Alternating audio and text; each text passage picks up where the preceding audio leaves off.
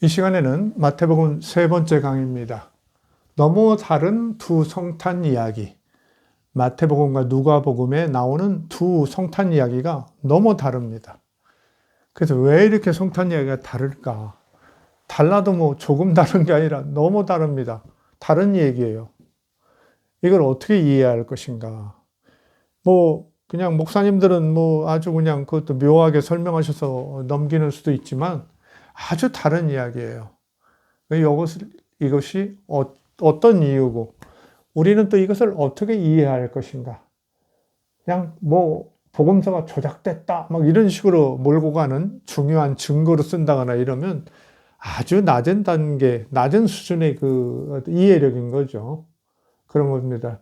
그래서 우리가 이걸 잘 좀 오늘 좀 살펴보기 바랍니다. 이제 지난 시간에 이제 바로 이제 족보로부터 시작된 마태복음에 본격적으로 들어갔는데 그 이스라엘의, 그러니까 유대인의 메시아라는 것을 앞에 딱 내세우고 있죠. 아브라함과 다윗의 자손, 예수 그리스도의 족보라, 세계라. 이렇게 쭉 나오면서 바로 이제 그 1장에, 그 다음에 또 2장까지 예수 탄생사가 쭉 나옵니다. 우리들이 대부분 그 알고 있는 그 동방박사 이야기가 중심이 되는 그런 구성입니다. 동방박사 이야기 알죠? 그 예물을 와서 바치고 별을 따라서 온 그 동방박사. 그리고 이제 우리가 또 하나, 이제 누가복음에 나오는 이제 성탄 이야기는 그 밖에서 양을 치던 그 목동들, 목자들이죠. 목동들 앞에 나타나는 그 천사. 그러면서 그 목동들이 가장 먼저, 어린아기 예수께 이렇게 방문했다. 예방했다. 또 그렇게 나와요. 아주 좀 다르죠. 두 방향이 아주 다릅니다. 그런데 이제 우리가 오래 교회 다니고 어르신들, 그런 분들은 동방박사도 왔었고, 목자들도 또 목자들대로 또 왔었다. 이렇게 생각하는데, 사실 마태복음과 누가복음은 뭔가 다른 걸 얘기해요. 그래서 제가 이제 다른 분들이 그렇게 직접적으로 얘기를 하지 않는데, 저는 마태복음이 나온 것을 보고 누가복음이 나왔다. 누가복음 그 1장 1절에도 그런 얘기 나오죠. 여러 사람들이 예수의 생애에 대해서 썼는데 자기가 그걸 검토해보고 누가가 이렇게 좀 새로 이렇게 편지로 당신께 정리해서 보냅니다. 이렇게 한단 말이죠. 그리고 내용 자체가 훨씬 이제 발전적이고, 그렇죠? 그 사도들의 전도까지, 사도행전까지 원래 같이 이어지잖아요. 누가복음하고 사도행전은 한 저자가 이렇게 지은 건데, 넓은 시야죠. 국제적 시야로 이렇게 복음이 전파되는 것까지 전하는 걸 보면 아무래도 시간이 조금은 마태복음보다는 경과되어 있다는 걸 알 수 있죠. 마태복음은 아주 뭐 우리가 말하는 전통 복음적이고 종교적이기는 한데 조금은 더 유대적인, 그리고 뭔가 전통을 지키려고 하고 유대인들이 어떤 당하고 있는 어떤 이방에서의 어떤 뭐랄까요, 자기들의 어떤 쇠약해짐, 이런 것들을 막아내려고 하는 그런 방어적 측면이 좀 강하거든요. 그 대신 이제 유대인 사회에서, 원래 예수님과 관련된 유대인 사회에서 있었던 그 여러 그 이야기들, 뭐 전승도 있고 뭐 이제 민간에서 또 만들어진 것도 있고 여러 가지가 있겠지만은 그런 것들을 또 비교적 또 잘 전해주고, 또 유대기와 더불어서 그 율법적 상황, 이런 것들에 대한 언급, 긴 설교, 이런 것들이 이제 마태복음에 있죠. 그 장단점이 있어요. 근데 어쨌든 제가 볼 때는 마태복음이 먼저 나오고 그것을 보고 누가복음이 나온 거라고 보는 게 옳다고 봐요. 그 나중에 이제 제가 아주 적극적인 이야기를, 틀을 가지고 얘기를 한번 따로 드리겠습니다. 오늘은 거기까지 하고요. 자, 너무 다르다. 뭐가 그렇게 다르냐. 여러분이 이제 그 마태복음 1장 이렇게 펴보면 아는데, 족보 나온 다음에 이제 그 주의 사자라고 그래요. 누가복음은 천사 가브리엘 이렇게 나와요. 천사가 오는데 바로 밑에 가브리엘 이렇게 이름이 나오죠. 구체적으로 나옵니다. 근데 마태복음은 그런 거 없어요. 주의 사자가 요셉에게 현몽했다. 남자에게 찾아가요. 누가복음은 누구한테 찾아가요? 가브리엘이 마리아한테 찾아가요. 그리고 우리가 수태고지라는 건 누가복음을 따르는 거예요. 근데 그 당시 이제 유대인의 습관으로 볼 때는 이렇게 마태복음이 얘기하는 주의 사자가 그 정혼자 남자 요셉에게 현몽했다. 이렇게 보는 게 좀 유대적 상황에는 조금 맞을 듯한 그런 면이 있어요. 그 유대인들은 뭐 천사가 막 뭐 이렇게 뭐 현실적으로 나타난다거나 이런 것보다는 이렇게 하나님께서 뭐 꿈을 통해서, 그렇죠? 어떤 이상을 통해서 이런 계시를 주신다. 이렇게 생각하기 때문에 주의 사자가 요셉에게 현몽했다. 이쪽에는 아까 분명히 얘기했죠? 누가복음에는 마리아에게 가브리엘, 천사장 가브리엘이 직접 와서 고지를 합니다. 자, 그러면서 요셉에게 너의 정혼자가 지금 잉태했는데 성령으로 잉태됐으니까 그렇게 알아라. 놀라지 마라. 그러면서 이제 그 이사야서 7장 14절에 나오는 이야기가 나오죠. 보라, 처녀가 잉태하여 아들을 낳을 것이요. 그 이름을 임마누엘이라 하리라. 이거 탁 인용해. 바로. 이게 이제 누가복음도 물론 그 구약 성경을 조금 인용하고 있지만은 마태복음이 훨씬 더 적극적이고 타이트하게 잘 인용해요. 여러 번. 그 틀을 확실히 성경의 그 예언의 성취라는 그 틀로 이야기를 합니다. 그러니까 뭐 다른 무슨 현실적 사실 뭐 이런 것이 그렇게 중요하지도 않고 실제 뭐 있기나 있겠습니까? 나사렛 뭐 어딘가도 모르는 시골 동네에서 태어난 한 어린아이의 어린 시절 이야기가 뭐 대단할 리 없거든요. 그것도 별로 중요하게 생각지도 않은 거예요. 그 예언서 찾아서 그 예언서의 틀에 의해서 예수가 어떻게 해서 이렇게 탄생되는가, 그걸 지금 사실 거의 창작해내고 있는 모습을 우리가 알 수 있죠. 보라, 처녀가 잉태하여 아들을 낳을 것이요 임마누엘이라. 임마누엘이라는 건 하나님이 우리와 함께 하신다. 예수라는 존재가 임마누엘이라는 거죠. 하나님이 우리 가운데 내려와서 함께 사신 분, 예수, 임마누엘 이렇게 되는 겁니다. 이것은 이사야서 7장 14절에 나와요. 그렇죠? 여러분이 잘 아는 히스기야 왕의 아버지 아하스라는 왕이 있는데 이 사람이 여호와를 아주 불신했어요. 너무 약한 신이다. 아무 효염도 없어. 다른 나라 신한테 꼼짝 못하는가 봐. 우리가 맨날 전쟁에도 치고 꼼짝 못하는 거 보고 안 믿어요. 문을 닫으라고 그래요. 성전의 문을 닫아버리라고. 그러니까 이제 막 이사야가 쫓아와가지고 당신이 아무거나 한번 요구해봐라. 하나님께. 응? 여호와 하나님께. 그러면 바로 들을 것이다.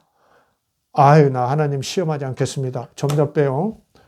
그러니까 이제 당신이 나를 더 수고롭게 한다고 뭐라고 하면서 이 얘기를 합니다. 보라, 당신의 젊은 아내가 잉태해서 아들을 낳을 것인데, 뭐 이렇게 막 예언하죠.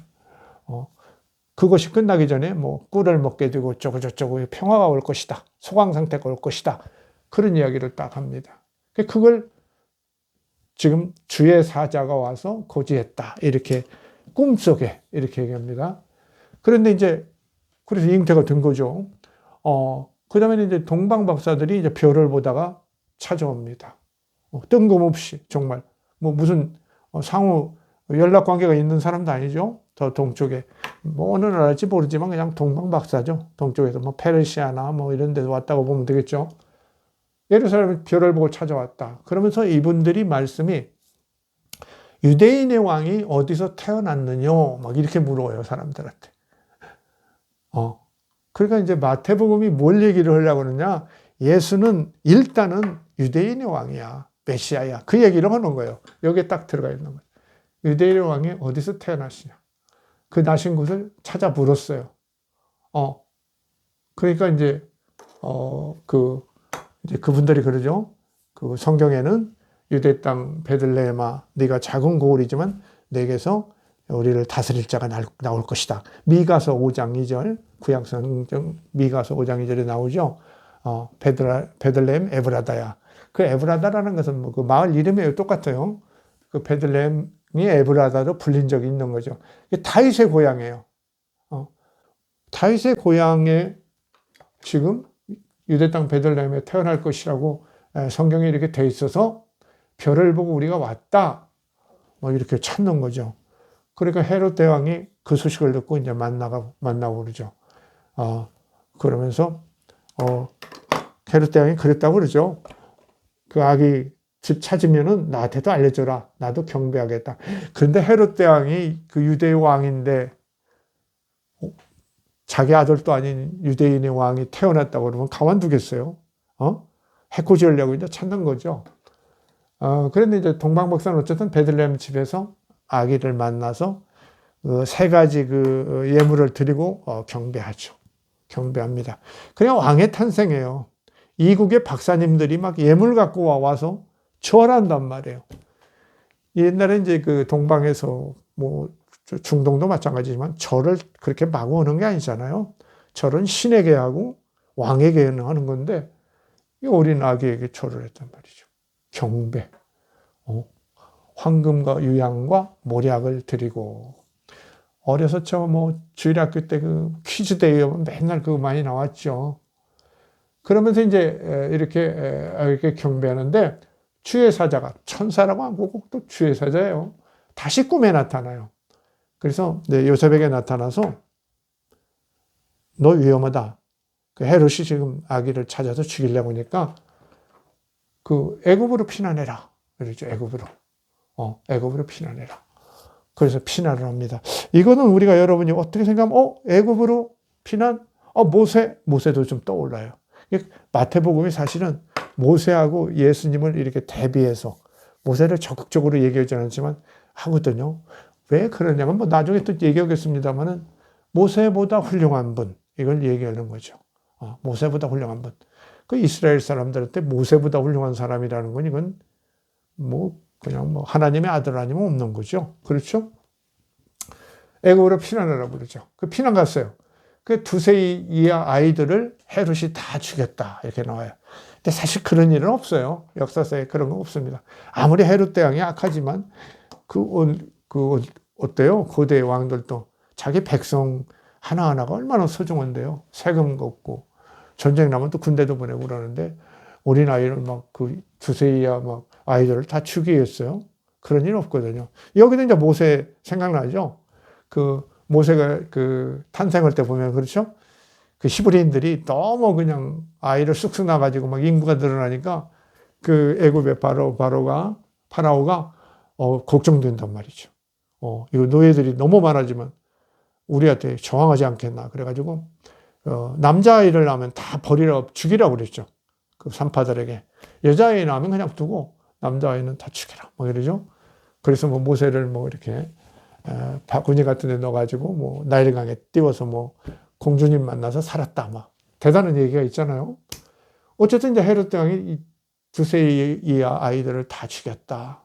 그런데 그런 일은 사실은 없었다. 아까 얘기했죠. 이 복음서는 역사서가 아니에요. 그리고 사실 뭐 1세기쯤 역사서라는 게 뭐 중국 같은데 이런 데는 더 좀 그 수리부작도 있고 그래서 아주 좀 타이트한 면이 있지만 뭐 서양 쪽에서도 뭐 이미 역사학이 시작된 지 한 500년 이렇게 되고 그러지만은 여러분 뭐 그 고대의 역사서라는 게 그 사실성이라는 게 참 뭐 함부로 믿을 게 못 되죠. 오락가락하고 조심해야죠. 뭐 연대 같은 것도 엄청나게 틀리고 막 그러는데 더군다나 이건 종교적인 자기들의 신앙적 목적에서 만드는 것이니까 뭐 그냥 자기들이 필요에 의해서 지금 만들어내는 거예요. 그게 뭐 좋은 일은 아니겠지만 그들로서는 부득이하고 또 어떤 신앙이나 어떤 확신으로는 그런 일이 있었을 수 있겠다. 이러면서 이제 나오는 거죠. 그러면서 뭐 여기도 이제 그 남아에서 슬퍼하며 뭐 이렇게 아이들 때문에 아이 못 낳는 그 여인이 슬퍼하는 모습 이것을 아이들을 죽여서 여인들이 슬퍼하는 그런 일이 성경에 그 레위기 31장 15절에 그 사실이 이렇게 이루어졌다 했는데 이건 없었다는 걸 말씀드렸고요. 그 다음에 주의 사자가 다시 또 와요. 애굽에 갔는데 이제 그 마태복음에서 이렇게 애굽에서 그 예수님이 피난했다고 하기 때문에 애굽에는 그렇죠. 예수 뭐 피난교회인가 뭐 이런 게 있죠. 이집트에 있어요. 교회가 지금도 있습니다. 그만큼 이렇게 어떤 그 전설 뭐 이런 것들 설화 이런 게 참 무서운 힘을 갖고 있죠. 신화 이런 것들이. 자, 주의 사자가 다시 또 한번 애굽에 가 있는 요셉에게 나타나요. 그러면서 헤롯 대왕이 죽었으니까 돌아가라, 고향으로 돌아가라 그러죠. 헤롯 대왕의 죽음은 정확해요. BC 4년입니다. 기원전 4년이에요. 그래서 우리가 예수님이 그 전에 조금 몇 개월 전에 태어나지 않았겠는가 이렇게 생각하면서 예수님 BC 4년설 이런 것도 막 강하게 얘기하는데 조금 더 됐을 가능성이 있는 거죠. 그러나 실제 이런 사실은 없었다는 거. 어쨌든 우리가 알 수 있는 것은 헤롯이 죽을 즈음에 예수님이 탄생했구나 이런 것은 이제 여러 정황으로 인정되죠. 인정되니까 그렇게 좀 알고 있으면 되고요.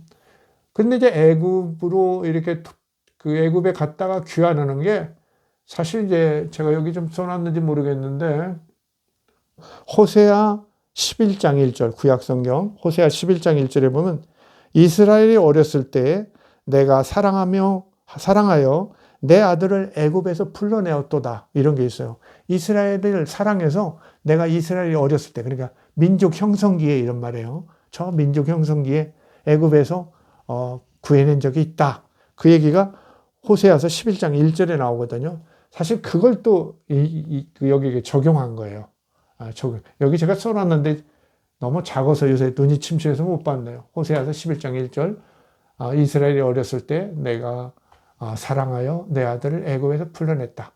요 예언을 성취하는 걸로 하려고 애굽 피난 그 다음에 애굽 귀환 애굽에서 귀환 요걸 집어넣었던 거예요.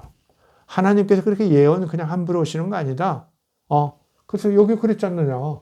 이스라엘 어렸을 때 내가 사랑하여 내 아들을 애굽에서 불러내지 않았느냐. 이렇게 나오는 거예요. 내 아들을 그래서 이렇게 보냈다가 불러냈다. 근데 묘하게 또 모세가 또 그렇죠. 보면은 일부러 바로 보낸 건 아니지만 저 앞에 조상들 때부터 살았지만은 어쨌든 애굽에서 돌아오죠. 그러나 모세는 어때요? 그 적과 꿀이 흐르는 팔레스타인의 땅에 완전히 귀환하지는 못하죠. 그렇죠? 요단강을 못 건너죠. 불순종했다고 그래가지고. 좀 굉장히 섭섭했을 것 같아요. 그렇죠? 120살에 죽었나요? 오래 살아서 안 섭섭했나 모르지만 죽게 그냥 수고했는데 한 40년간,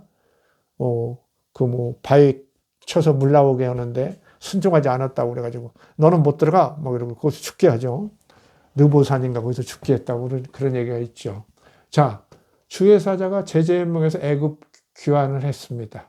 헤롯이 죽었다고 알려줘서. 근데 귀환했는데 이때 이제 헤롯 대왕의 아들들이 이제 나눠서 그 유대 땅을 다 나눠 가졌는데 그 큰아들 아켈라오가 이제 제일 많은 땅을 갖고 있고 그 유대를 포함해서 이랬는데 그 사람도 좀 악했어요.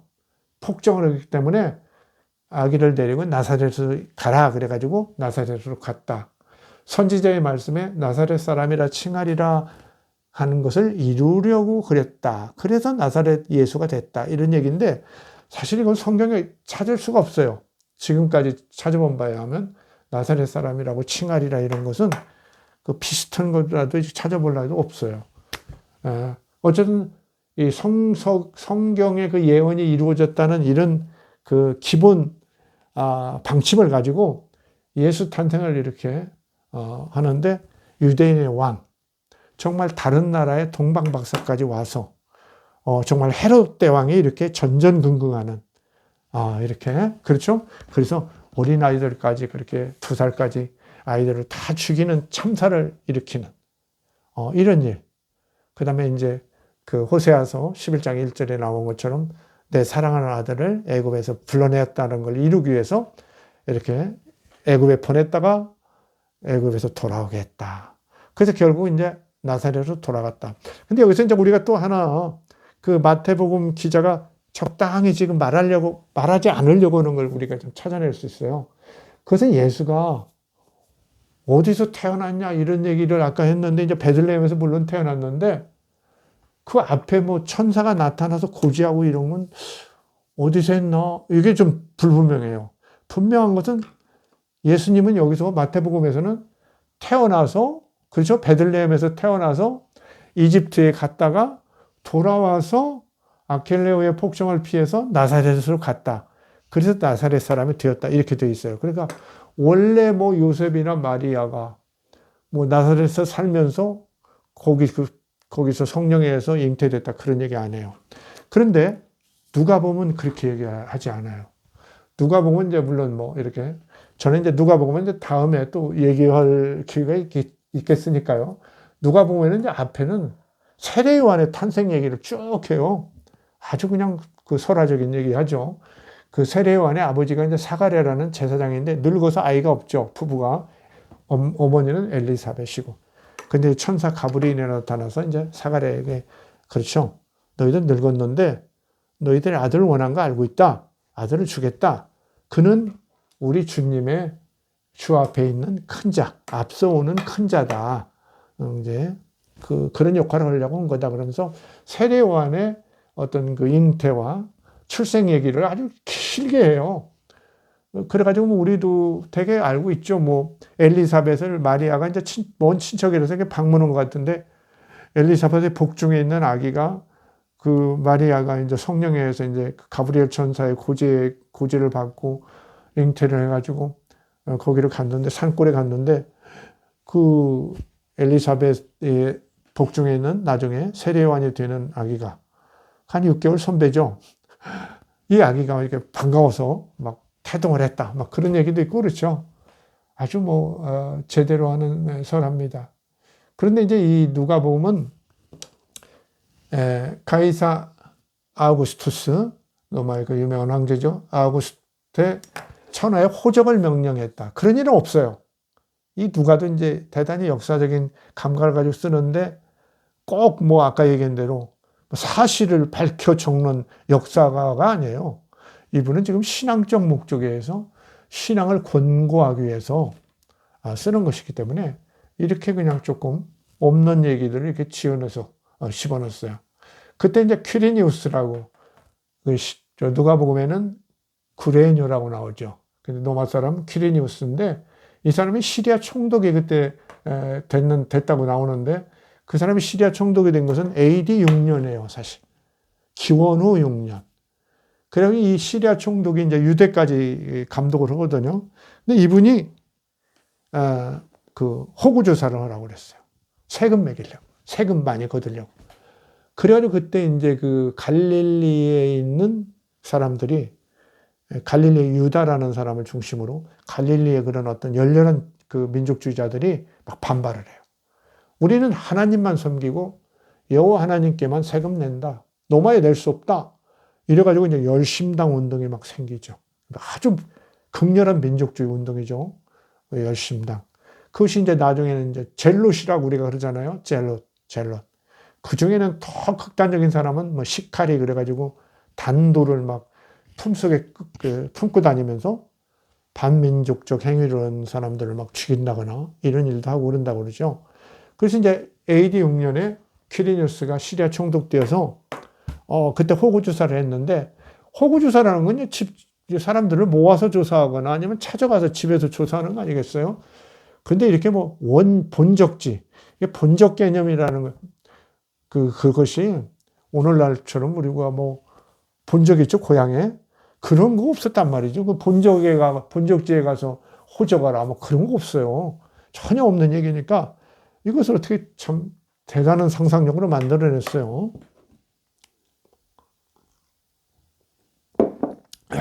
이렇게 해가지고 이 누가는 원래 나사렛 그 동네에서 살고 있는 그 마리아와 요셉이 그 다윗 자손들의 본적진, 본관인 베들레헴을 찾아갔는데 이런 얘기죠.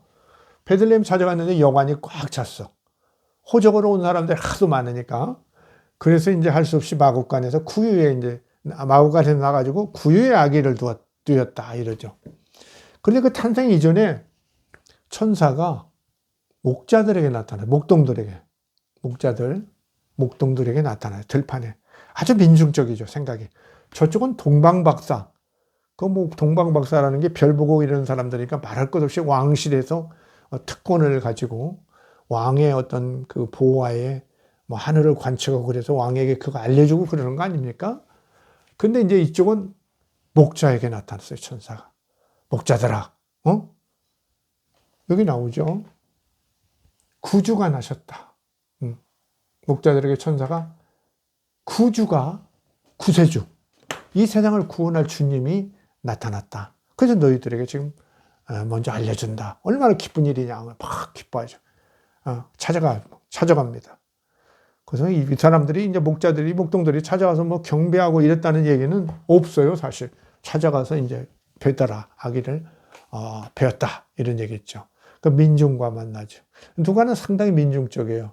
그 누가는 이제 그 마태복음이 갖고 있는 그 유다 민족의 그 민족주의적 그 성향과 거리가 먼 거죠. 이 사람은 이제 그 헬라 계통이거나, 그렇죠? 아니면 유대인이라도 바울의 어떤 그 제자나 이런 사람들 생각해봐요. 바울은 사실은 그 로마서에서 많은 고민을 한 끝에 유대인의 전원 구원 이걸 얘기했지만, 사실은 바울은 젊어서나 이런 게 보면은 유대인의 우선적 구원이라는 얘기 전혀 없거든요.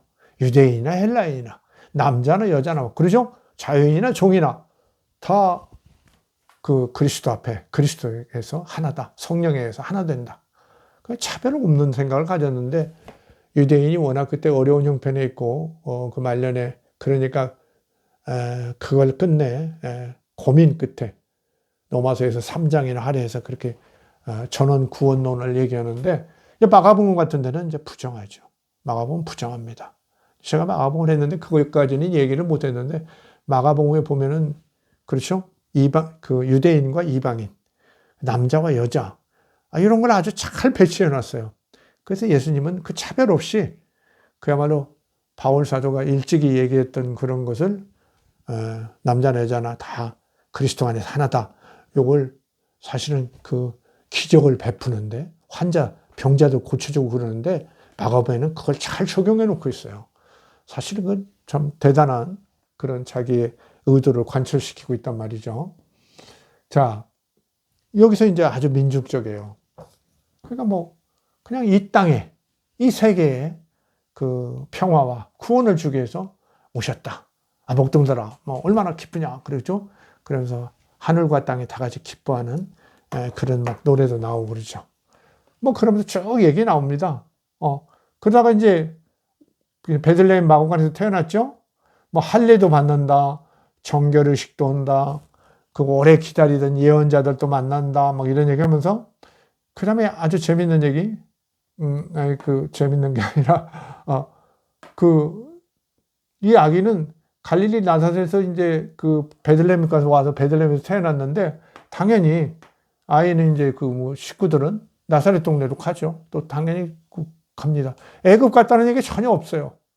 여러분, 애굽 갔다는 얘기하고 두 가지를 집어넣으면 안 돼요. 전혀 없어요.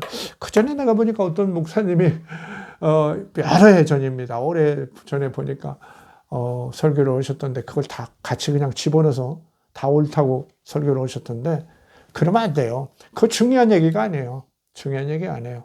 그 유대인들은 유대인 나름대로의 그 메시아를 기다렸으니까, 거기에 맞는 얘기를 한 거고, 마태복음은 그걸 위주로 한 거고, 누가복음은 이제 또 헬라 세계나 이쪽에서는 보편적인, 누구나 지금 어떤 세상이냐, 유대인만 하나님이냐, 유대인의 하나님만이냐, 어떻게 유대인의 예수냐, 아니라는 거죠. 유대에서 태어났지만 예수님은 뭐 유대인이나 헬라인이나 가르지 않고 다 구원하려고 오신 분이다. 모든 사람을 위해서 십자가에 죽으려 왔다. 이렇게 한 거죠. 그러니까 이방인들이 막 믿고 막 환영하는 거죠. 환영하는 거죠. 그렇죠? 하나님의 아들이 유대인만 구원하려고 왔다 하면 뭐 어떻게 헬라인들이 믿겠어요? 네. 그렇잖아요.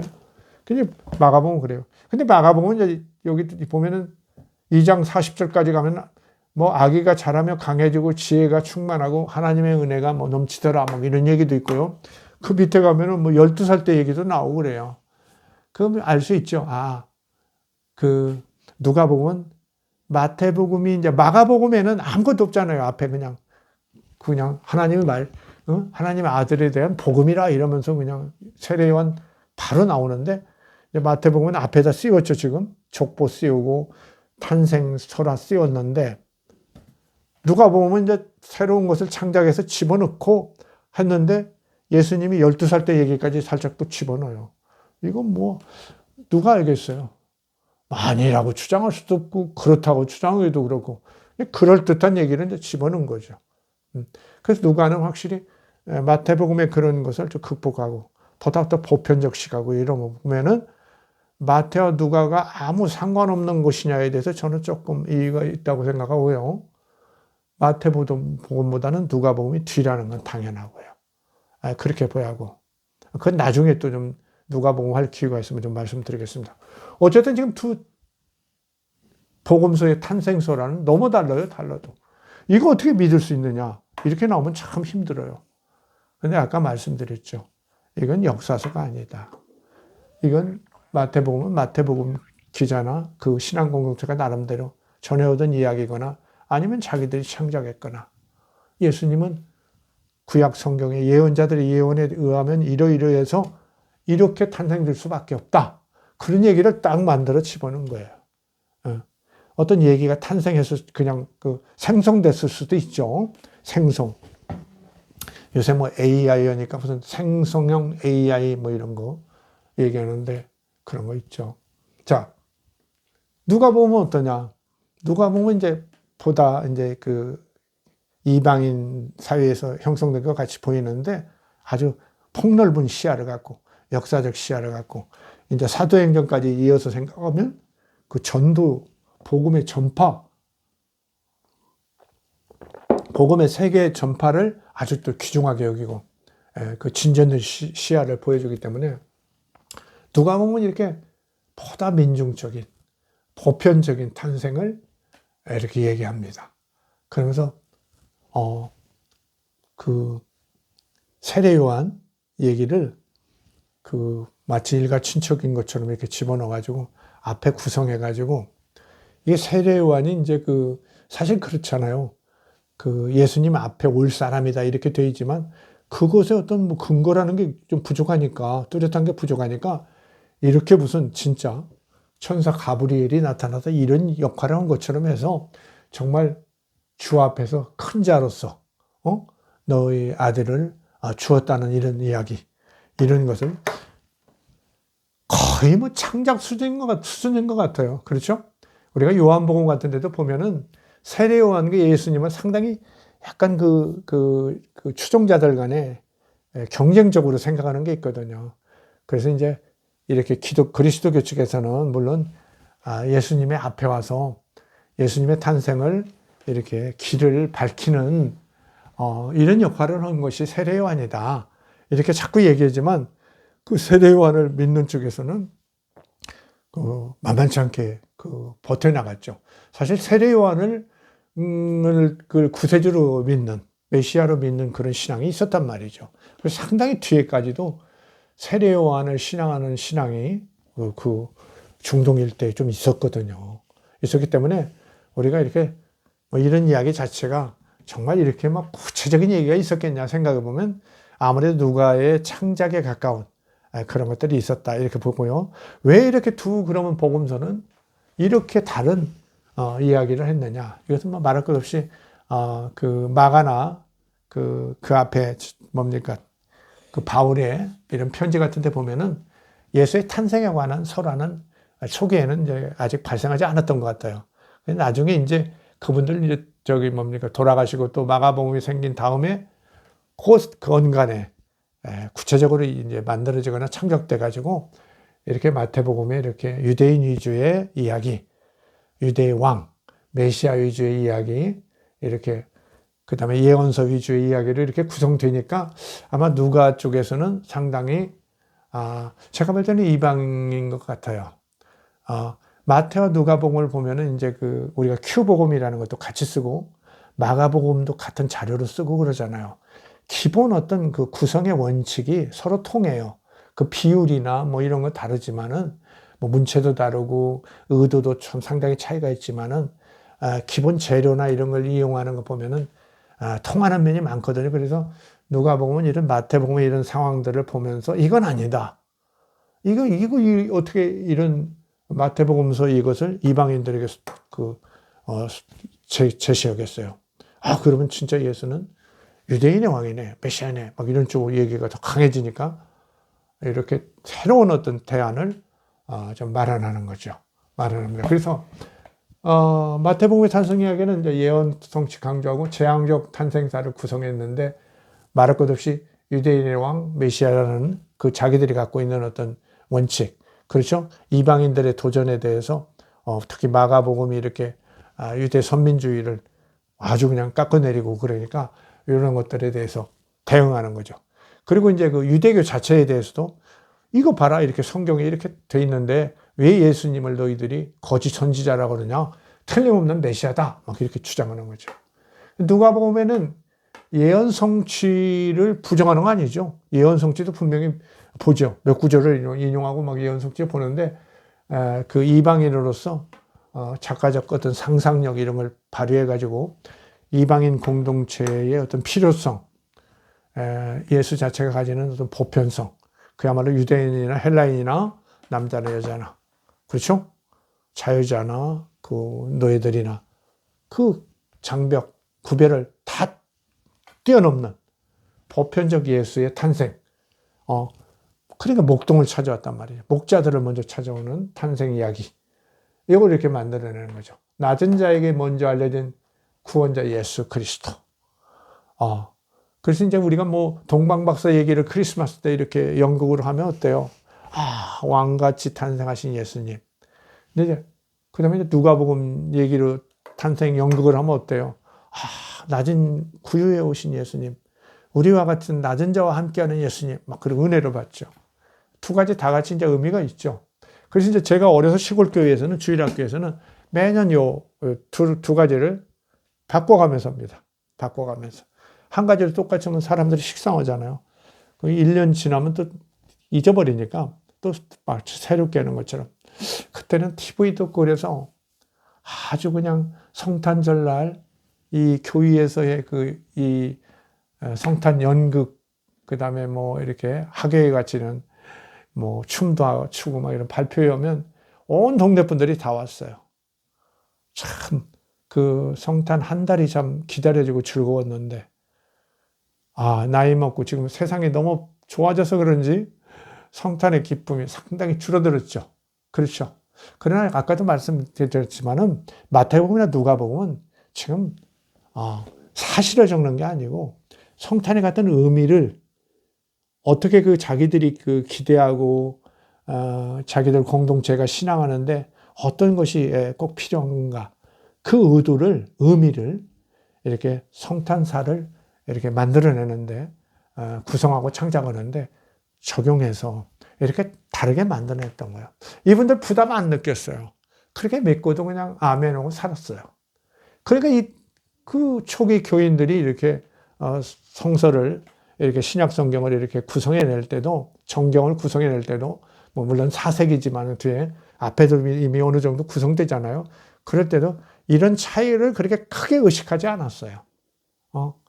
그럴 수도 있고 그럴 수도 있고 왜 전능하신 하나님 앞에서 그럴 수도 있겠네 이렇게 하는 거죠. 그럼 우리들도 이게 뭐 어제가 이제 성탄절이었는데 사실 여러분들 이렇게 뭐 이거 뭐 믿을 수 없는 얘기네 이러고 막 이런 식으로 볼 게 아니라 나에게 성탄의 의미는 무엇인가? 마태복음 기자의 성탄의 의미는 무엇이었나? 누가복음의 그 기자의 성탄의 의미는 무엇이었나? 1세기의 그들이 무엇을 그렇게 애타게 기다렸나? 이걸 보는 거죠. 정말 뭐 구원자, 구세주 너무 어렵고 전망도 없고 그렇죠? 그리고 이제 낮은 자들이 이제 그리스도교를 믿었는데 그리스도교의 저는 최대의 매력 장점은 이제 이렇게 낮은 자들, 소외된 자들 이들이 종교를 만들어냈다는 거. 이게 너무 멋져요. 만들어냈는데 그럴듯해요. 품위까지 있어요. 뭐 지금 보면 완전하지는 않지만 다른 데는 안 그렇잖아요. 되게 지식인들이 막 앞서고 그렇죠. 그리고 아까 이제 제가 이걸 가지고 너무 이제 그 호교론적으로 지금 강의하느냐 이렇게 오해하는 사람도 있을 텐데 사실은 이제 그 초기 불경 제가 이제 뭐 초기 불경 같은 거 공부를 좀 상당히 좀 했는데 어느 시간을 가지고 보면 이제 부처님도 그래요. 부처님이 이제 이렇게 진리를 가르치고 이러는데 방편이라고 그러죠. 방편이라는 건 이제 적당하게 그걸 사람들이 전혀 못 알아들으니까 새로운 얘기, 차원의 얘기를 오니까 알아듣겠어요. 예수님은 비유로 많이 말씀하셨죠. 부처님도 비유로 말씀 많이 하셨어요. 근데 이제 어려우니까 자꾸 그걸 예와 같은 걸 이렇게 바꿔서 만들어내요. 그러니까 우리가 방법을 새로 이렇게 구상해내는 거죠. 그걸 방편이라고 그러죠. 그게 사실이냐 아니냐 뭐 이게 아니라 이걸 설명하는데 얼마나 적절하냐 방법으로 쓰는 거예요. 그래서 부처님은 내가 이거 방편으로 주로 얘기하니까 너희들이 이거 깨달으면 그걸 사실로 기억하지 말고 다 잊어버려 이렇게 얘기합니다. 그걸 뗏목으로 여기고 뗏목은 그냥 강 건너갔으면 그냥 버리는 거야. 뗏목이 소중하다고 머리에 이고 가고 그런 짓 하지 말라고 그랬죠. 근데 그게 그렇게 되지는 않았죠, 결국은. 부처님 그렇게 얘기해요.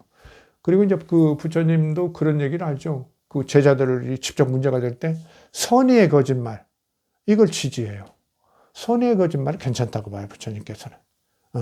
누구한테 옳은 걸 권하거나 뭐 예를 들면 불났는데 아기들이 집안에서 막 장난감하고 논다 이거야. 그럼 어떻게 해요? 얘들아 불났다 뭐 어쩌고 뭐 애들이 얼른 못 알아들으니까 뭐 밖에서 뭐 그런 건 없지만 야 아빠가 선물 사왔다 뭐 이런 얘기 할 수 있다는 거예요. 그렇죠? 그럼 아기들이 막 아빠 소리 듣고 더군다나 선물 사왔다 하니까 막 좋아서 뛰어나올 수 있잖아요. 그게 이제 방편이고 그 선의 거짓말 있죠. 그 아주 유명한 그 제자 뭐 이름이 하도 이상해서 좀 생각이 제가 말씀드리긴 뭐하는데 그 아주 강도 짓다고 사람 많이 죽여가지고 막 사람들이 막 손가락 이런 걸 막 이 목걸이로 만들고 다니는 그런 유명한 악당 제자가 있거든요.